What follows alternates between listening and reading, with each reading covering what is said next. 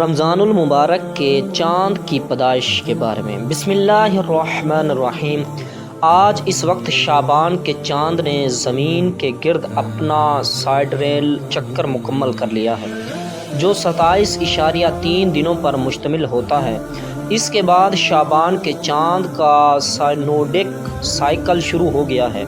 اس وقت چاند برج کیپریکورن میں موجود ہے، جبکہ سورج آگے برج ایکویریس میں ہے۔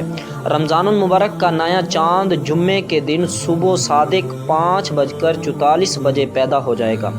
اس وقت مغرب کے وقت نئے چاند کی عمر 12 گھنٹے ہوگی، یعنی اس وقت مغرب کے وقت نئے چاند کی عمر کتنے ہوگی؟ 12 گھنٹے ہوگی۔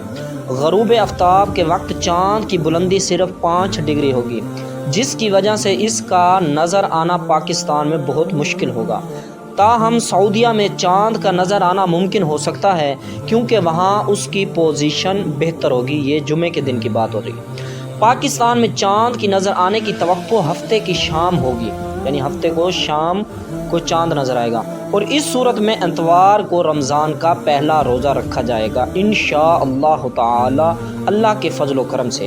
یہ چاند کی پیدائش اور اس کے دیکھے جانے کی پوری کیفیت دراصل اس کے سنوڈک سائیکل کے مطابق ہے، جو ہر 29.5 دنوں میں مکمل ہوتا ہے۔ اس کا اثر موسم پر بھی پڑتا ہے، کیونکہ چاند کا مقام موسم اور زمین پر روشنی کی مقدار کو متاثر کرتا ہے۔ اس سال رمضان کا چاند خاص طور پر دلچسپ ہے، کیونکہ اس کی پیدائش ایک خاص فلکیاتی ترتیب میں ہوئی ہے۔ اللہ تعالی ہمیں رمضان کی برکتوں سے مالا مال کرے۔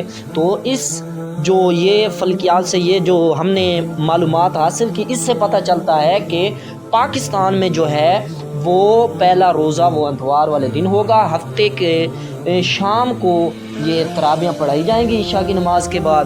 تو اللہ پاک ہم سب کو نمازوں کی بھی پابندی کرنے کی توفیق عطا فرمائے، صلاۃ التراویح بھی ادا کرنے کی توفیق عطا فرمائے۔ اللہ پاک ہم سب پر فضل و کرم فرمائے۔ یہ تھی چاند کی نظر آنے کی تفصیل جو ہم نے آپ سے ذکر کی۔ صلو علی الحبیب صلی اللہ تعالی علی محمد صلی اللہ تعالی علیہ وسلم۔